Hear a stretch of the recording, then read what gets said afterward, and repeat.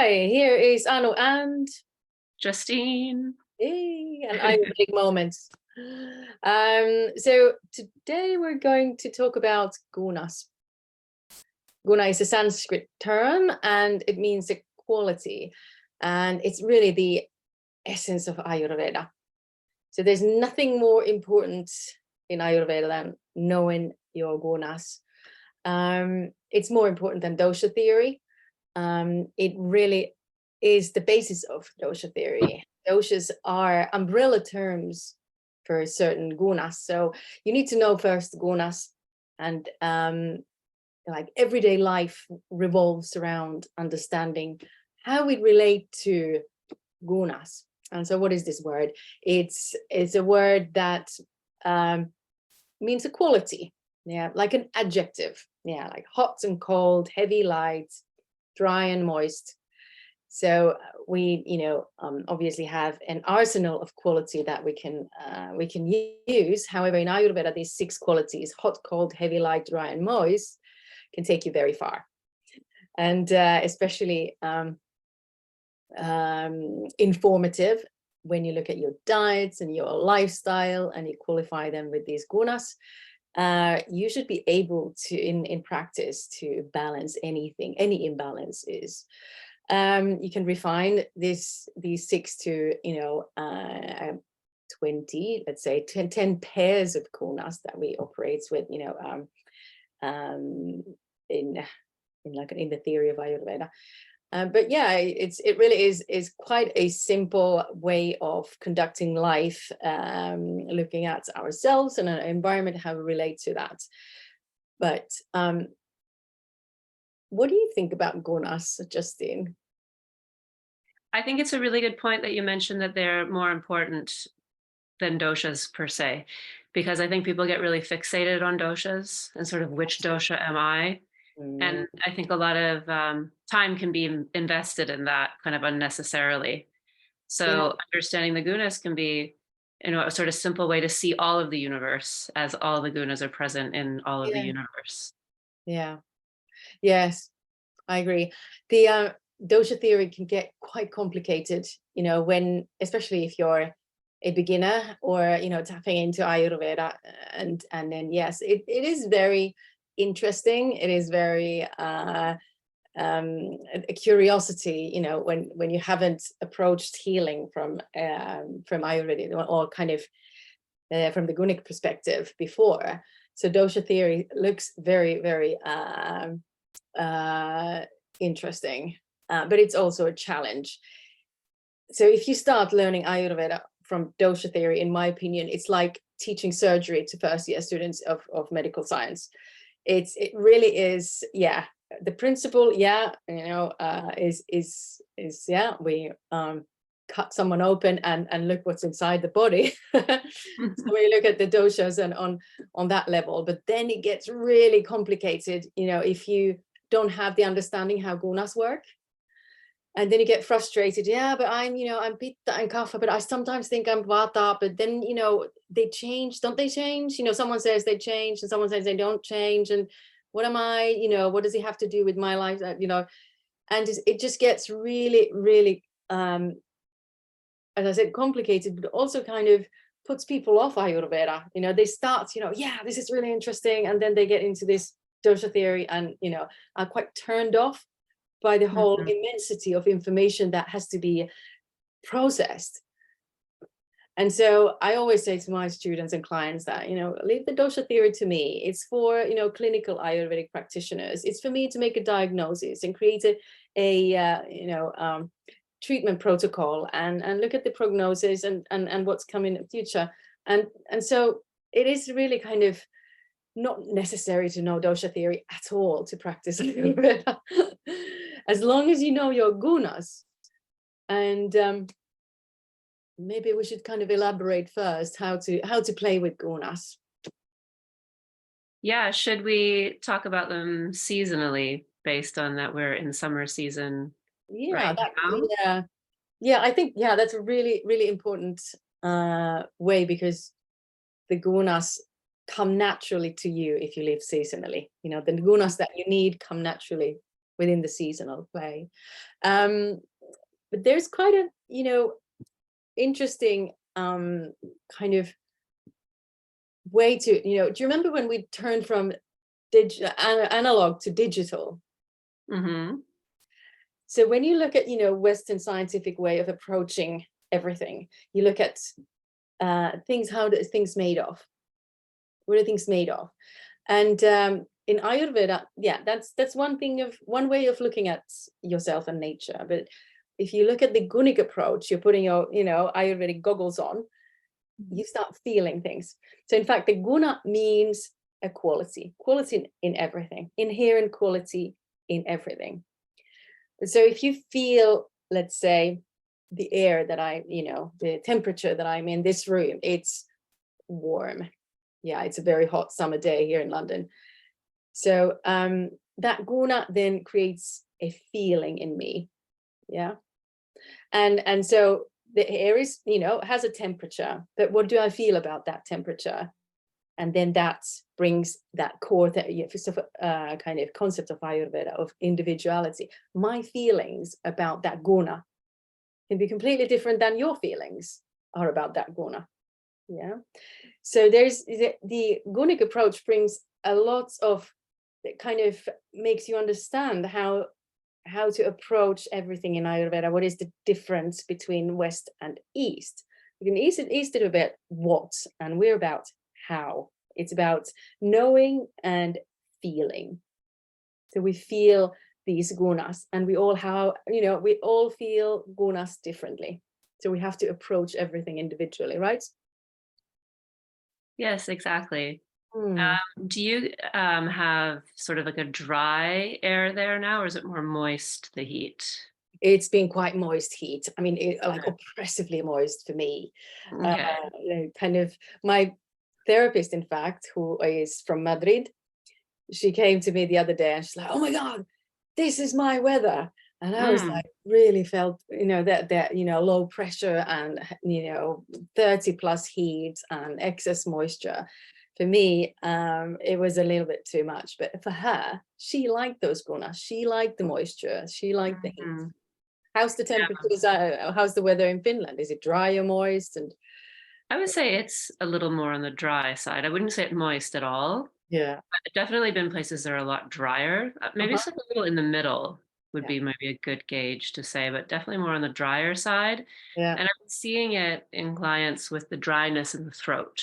yeah, A lot of dryness there, yeah, hoarse voice, raspiness, yeah. even some leftover flu from a really late spring flu we had going around here, and people still have like bad voice and dryness in the throat from that.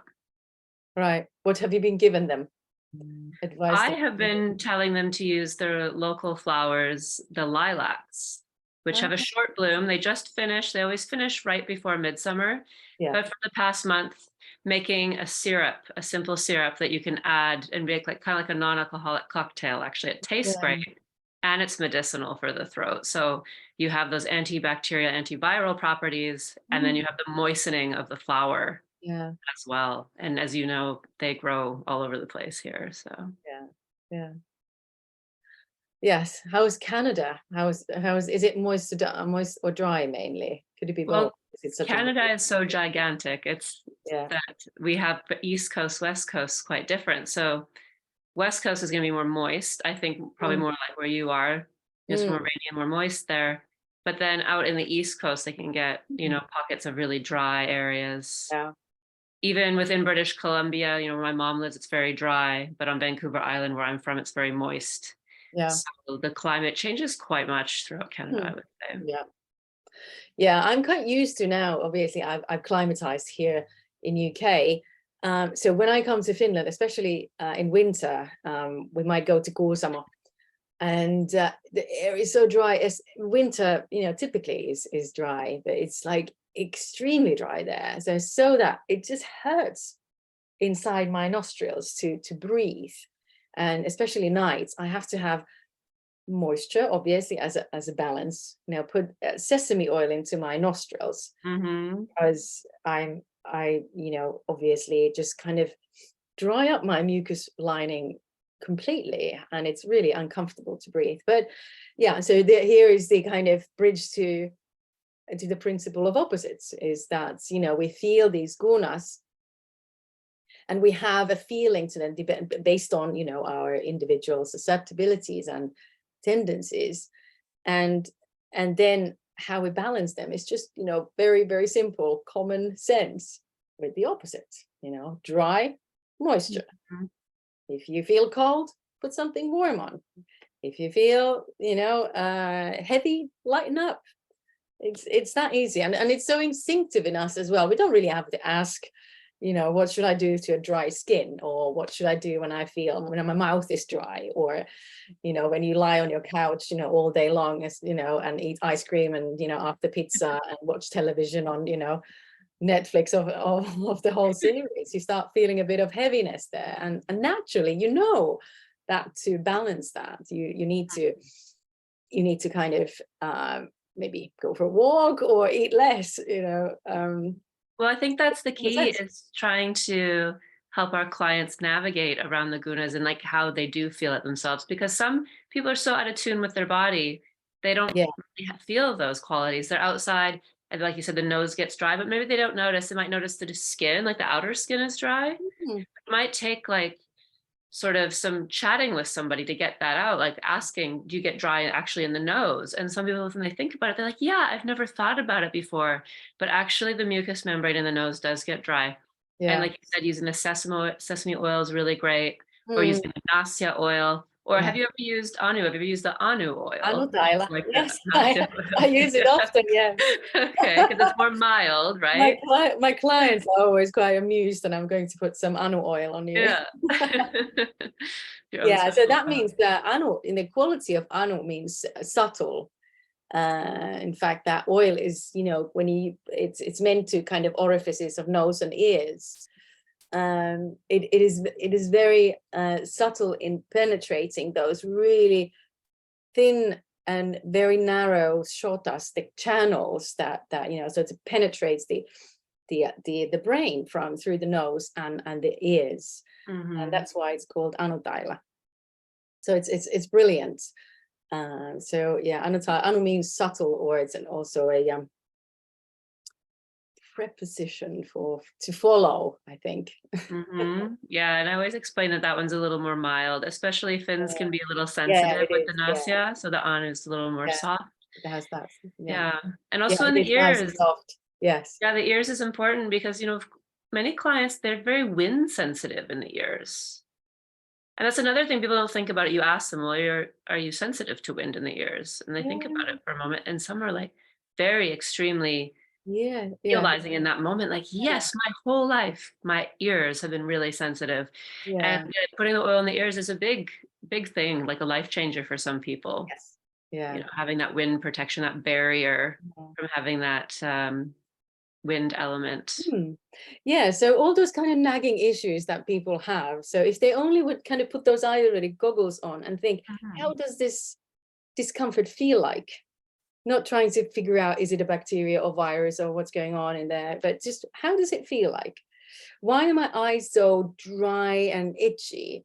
So they're dry and itchy. It's like, what can I put in there? Just put ghee in your eye. It has completely opposite qualities to that. It's smooth and cooling and nourishing and grounding, and it's a fantastic way of reducing inflammation in the eyes. When you just think Mhm. about the qualities of eye inflammation, you know, we've had children, you know, years ago, and once they were kids, you know, they would get eye inflammations. You know, I just gave all my friends ghee to put into their kids' eyes, and we avoided all the antibiotics.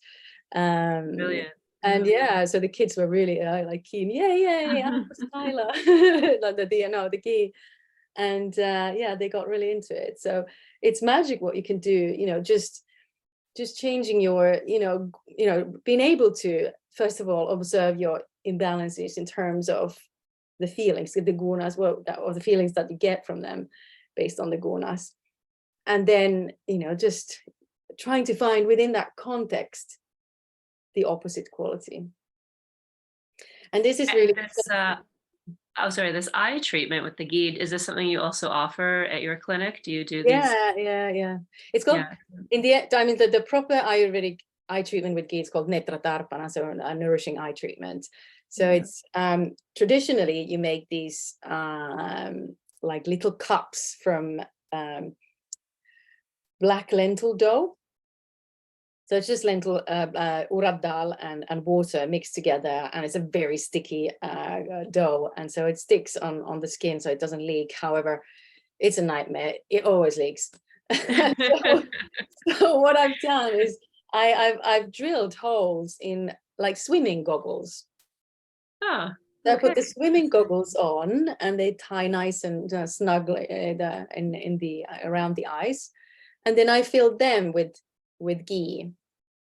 So that's a treatment that you come to the clinic to do, and then you'd have a foot massage whilst the ghee takes hold. So fill them in, they keep their eyes closed, and then when the cup is filled, then I ask them to open the eyes, and then the eyes bathe in the ghee for half an hour. And So it's so wonderful. I'm glad you're offering it's that. so nice. Yeah. It's quite exotic, but it's brilliant. But everyone can do netra tarpana at home every evening, especially in summer. It's fantastic because it's hot, and eyes are one of the main sites of pitta. And Exactly. when you put cold cooling ghee, you just can just use your little finger and in the open eye just drop that ghee, or if you have a pipette you can use that as well if it feels funny to do that like that, but or have The someone do pipette's that for you. a good suggestion, I think, the Yeah. pipette, because you can control it a little bit better. And Yeah, exactly. And those who are, really into Ayurveda and able to make infusions, and so they can infuse triphala into ghee. And triphala ghee is the most fantastic antiviral and antibacterial. So that kind of really gives a nice umph to the ghee. And definitely for eye infections, that's the first one to go to. Yeah. that's right. That's right. Mhm. Yeah, Mhm. it is brilliant. Yeah. But And are yeah, you helping also with vision, of course? So would you recommend like 5 days doing this well, treatment as long as it for takes, vision? as long Yeah. as it takes to come back to well-being, or I at least visual well-being. So yeah, it's just fantastic, easy, and I can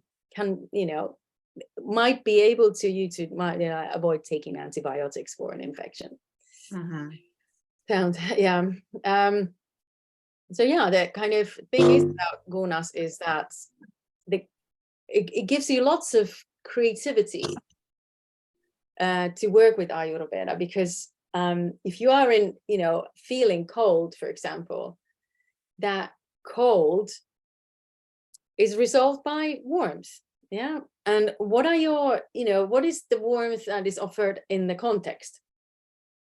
So you might close the window, you might put clothes on, you might eat something warm, or warming, you might start exercising. It just depends on what is offered in that context for you to do. So the warmth is not just in one pill, it is in many activities and so it's a diet and lifestyle around you, can offer you multiple avenues for resolving your cold Yeah, the sensation. circulatory movement, like you mentioned, moving and exercise, I think is important. I Yeah. think especially in smaller amounts, little movements when we're cold, really Mm, short ones to get the yeah, circulation moving again. yeah, We seem to, be very much sedative in our nature of sitting at the computer. yeah, yeah, People say, I work on the computer and I'm so cold. yeah, You have to get up and move around and take yeah, breaks. yeah. And so, when you get, uncomfortable with an uncomfortable feeling, what happens to you? You get a craving, or you start craving warmth. Yeah.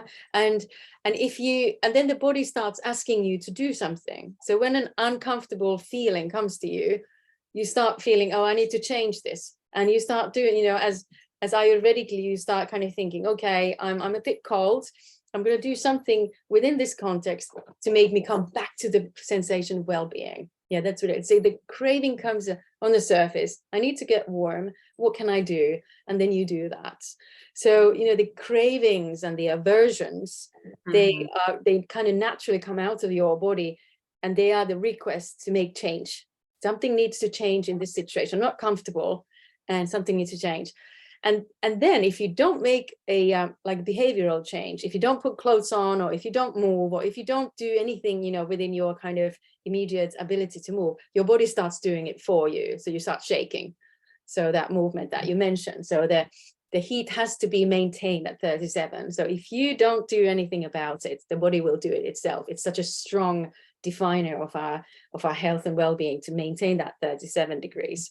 So if you can't, you know, if your behavioral change is not enough, the body will start trembling. And the same thing is with heat. So if you feel too hot and you don't do anything about it, soon, you know, you start sweating. And I think the coffee is where it comes in a lot, where people are feeling cold and they're like, okay, well, I'm going to fix that. Instead of listening to what the body really needs, they're like, okay, I'll just drink something warm like coffee. I see people do that a lot. And it's like, there are so many other options to get your body. Yeah, it doesn't have to be coffee. It could be a liquid, you know, Exactly. warm drink. But Yeah, I think that's like, let's say that would be like the sort of automatic reaction that many people would do, especially if they're not really in tune with Ayurveda. They don't have the goggles on, like you said, you know, they're not paying attention. They're just reaching for that warm coffee instead. Yeah, but they do it instinctively. And this is the beauty of it, that we do Ayurveda all the time. You know, like instinctively move around in our environments and try, you know, constantly the body, like without even awareness, you know, makes us do things based on these feelings. So cold and hot, heavy, light, you know, dry, moist, smooth and rough, you know, the kind of unconscious behavior is all based on gonic, you know, approach. It's all based on feelings. Your body doesn't ask, what is this food made of? You know, what is this, you know, exercise, you know, how many calories will it burn? You know, it just asks you, how does it make me feel? It's all based on feeling. And then, you know, that means that we do Ayurveda all the time. Everyone is practicing Ayurveda all the time. They can't get rid of it. So it's in us, it's innate in us. And, you know, we as practitioners, really now we have a big task of, you know, teaching people on how to harness this huge, you know, resource that, you know, we have. And we've lost that because we constantly thought, don't feel, just think, don't feel, think. You know, the kind of don't trust your feelings, you know, they are, you know, fleeting things, and, you know, they're not, you know, anything important, like, you know, but bottle them, you know, within yourself, and don't express, you know, don't show emotion, be, you know, cool as a cucumber all the time. But you can't be cool as a cucumber, you know, you get hot and you get bothered and you get, you know, sometimes, you know, you vary all the time in these feelings. And once you know how to tap into them and understand the principle of opposites, just, you know, pretty, you know, it's simple practice. Yeah, and like you mentioned, the gunas are, they should be simplistic anyway. Like according to the doshas, they are a lot more complex. And I think in your book, actually, I think you approach gunas first and much more in depth, if I remember correctly. Yeah. Than doshas. Yeah, try to keep. I would have written the whole book only about gunas and not mention anything about doshas. Yeah, I agree. I wish I could just somehow have the right in mind doshas in it all. My editor insisted save that for the practitioners, you know. Yeah.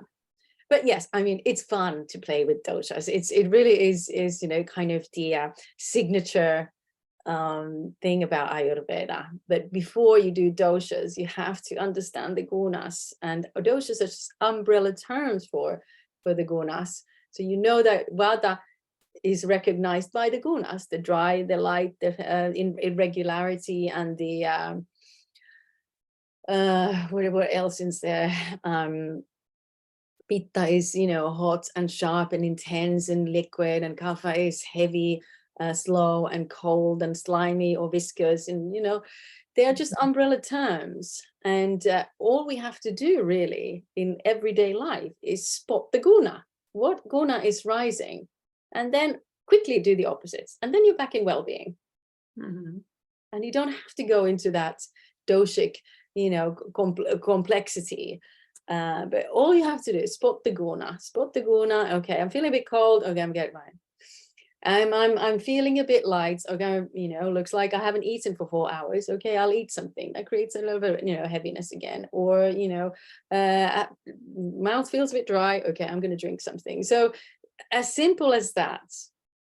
And even if you let one guna grow too much, let's say you've haven't slept overnight, which is dehydrating, then in the morning you forgot to drink your hot water, that's dehydrating again, then you went to exercise and that's again dehydrating. So you've got lots of dehydrating factors, and suddenly you notice that there is a problem. Your nervous system is, you're shaking, you don't know what to do, and the whole system is out of balance. But still, the principle of opposites is valid as well. All you have to do is, okay, let's increase the moisture, drink a bit more, and maybe put some moisturizer, and so on, so on. So it's kind of, even if the gunas are a lot out of balance, and you've had, let the, one guna grow a lot, then, all you have to do is just apply lots of the opposite. So what are your favorite tips for hydration, since we're in the hot months now? Well, obviously coconut water is ideal for this period. However, coconut water is not really the kind of staple food in Finland. but generally just warm water. Warm water is just kind of regular intake, sipping hot water. But then if you get really or you kind of said cold water is kind of nice in summer for some reason. I think I cracked it yesterday. I was thinking about why am I craving cold water so much? Is that when you do shitali or shitkari? Mm-hmm. We did that in my yoga what class. it does to you, it quickly cools down your palate. Mm-hmm. Yeah, and it cools down your brain. Mm-hmm. When you start cooling the palate with this action, and this is what the cold water does well. I was, especially when I was drinking with a straw, I had some sparkling water, and it went straight with the straw into my palate. I was like, this is exactly the same feeling, because it cools the brain down really quickly. Mm. But it should be a short-term solution. It shouldn't be something we do constantly. We should be drinking hot, warm water to hot water, even on a cold weather, because that turns on sweating. That means the body's cooling down. Most people can't imagine drinking warm water in a hot day.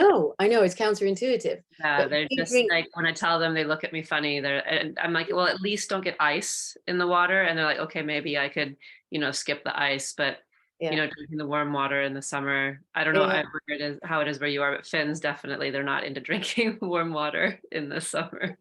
No one is. There's plenty of work for us to do in here. I think this cooling breath is a really good point. So I teach seasonal yoga class Tuesday morning, so we're doing that and practicing our shitali breath. And definitely we were outside, so it works even better when you're outside environment and you have that cool air come in through the tongue. When we practice inside, it doesn't quite have that same cooling effect. Being outside in the nature, doing the cooling breath, and doing it in the morning before the hot hours arrive, or the pitta time of day arrives, then you're already getting the body prepped and cooling down to prepare yourself for that day. So that is a good tip, even more than maybe talking about the hydration. Like the Ayurveda is often about prevention. So preventing the body early enough in those hours of cooling practices. Yeah. I used the shitali with my daughter when she had quite bad eczema, when she she's now 12, so let's say last 2 years maybe she's been much better. So but when it was at its worst, those attacks of intense itching, especially in the evening, that happened. So we did that. So it took a couple of minutes, and it would just calm down quite significantly just with doing that. So cooling down the system, and the itching went down. It's kind of so that's a really nice exercise for because eczema is, or the atopinen iho, I think it's called. Yes it is. So it's quite prevalent between children now. Yeah, would you say it's sort of like on the rise? Yeah. Yeah. Yeah, there is what you said about seasonality. Good that you mentioned that again. So because everything, you know, around us changes all the time. That means that qualities around us change, like winter is cold and summer is warm.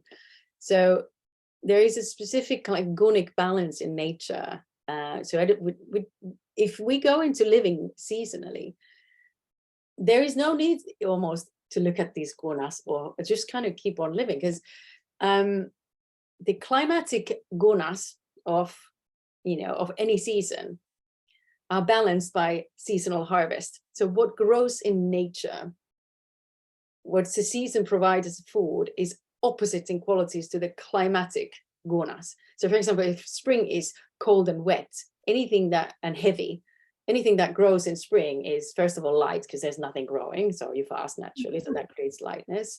And everything that grows is really kind of, you know, first we have to go and dig, you know, roots and eat bark, you know, if we were in wilderness. That's what only animals do. And that's light and dry and astringent and pungent and bitter things that, you know, scrape that heaviness of mucus and excess water. And in summer, you know, when we have heat, lots, you know, fruits and vegetables are full of water and they're sweet to pacify the heat. And then in winter, you have, you know, cold, light and dry weather. And then we have root vegetables and lots of, you know, heaviness and nuts and seeds, and even meat comes in season if you're into that. So there is a perfect balance, kind of gonic balance in how nature feeds us.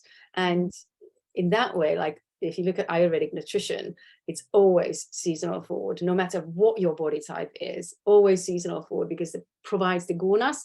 And in Western terms, you say it provides exactly the nutrients that you need at that specific period. So there's a nutrient cycle as well that is, you know, designed by nature. So you don't have to take, you know, one diet throughout the year, because that would, in the end, result in some sort of problem. Yeah, and I think that's a big part of a lot of our health issues is not eating seasonally. We don't change the diet of the seasons. We eat the same thing all year long. Yes. You know, I explain to my clients, you know, deer, they eat bark in the winter, in the summer, you know, they eat fresh foods. But if you reverse that, they would die. You know, the animal would not survive. Yes, they actually We've made this adapted research. somehow, but you know, we have disease with that adaptation. You know, then Yeah. disease comes in, Yeah. unfortunately. Yeah. Yeah, as humans, we've become more resilient towards foods that are, you know, out of season. And we do have, you know, it is a testimony how strong we are, but kind of the will to live and thrive is so strong that even if we eat wrong things, we can still carry on. So because we have habituated our bodies to such, you know, such things. But if you give, you know, out of season foods to, you know, animals in wilderness, they risk death. They really do. You can't give acorns to deer in spring. They just can't digest it. But humans have, you know, this amazing ability to adapt, and our, you know, ability to digest foods that are not in season is possible. But look at us now. There's a, you know, minefield of lifestyle disorders, and one of the main reasons is out of season foods. And the second is evening eating, you know, and snacking. But let's not go there now. I think Talk about that forever. I think we've come up to our, you know, end of our session, which has been really interesting.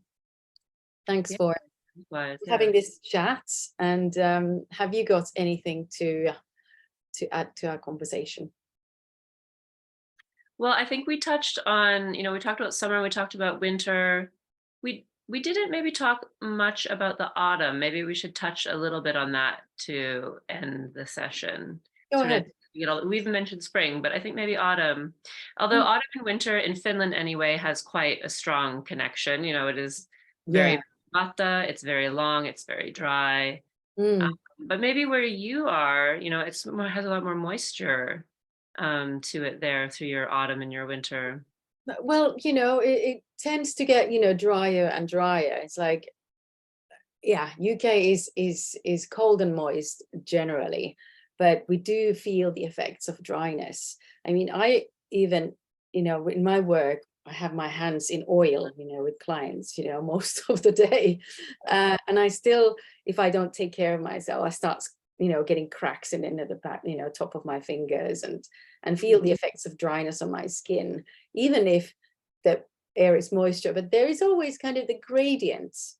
So I'm used to this, since I've been here for 2004. So I'm used to this level of moisture. And if it goes down, I start expressing, the dryness. Mhm. And so, it's always the context where you live in, what you're measuring is what's the kind of, how do you say, middle point for you. Mhm, mhm. Yeah. And that's why, it is important, like when doing Ayurveda consultations, always ask my clients, like, were they born? Where did they grow up? Where have they spent their lives? Yeah. Because it can help me also track, if there's some disease, they're like, why is that happening? Like, if they've been living in one place their whole life, Yeah. it's going to be, the diseases are different, in different climates, Yeah. and root cause, for Yeah. example. Yes. Yes, definitely. Yeah. Okay.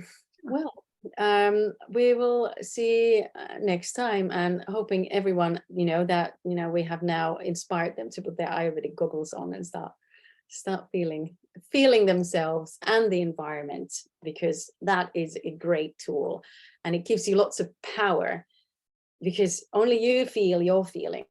No one else is able to feel your feelings. In Ayurveda, we kind of respect each other's feelings. When you say that you're not comfortable, that's, totally valid. It's legitimate, to start the healing process.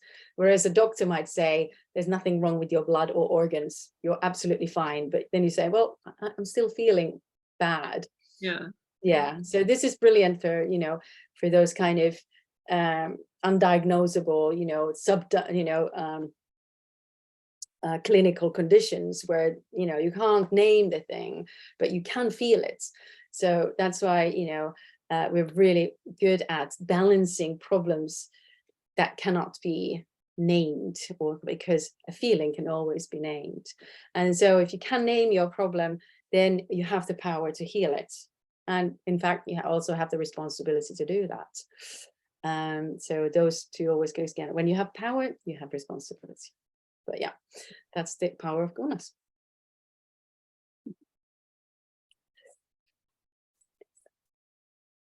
Bye. This podcast has been brought to you by Anu Paavola and Justin Cederberg, both Ayurvedic practitioners.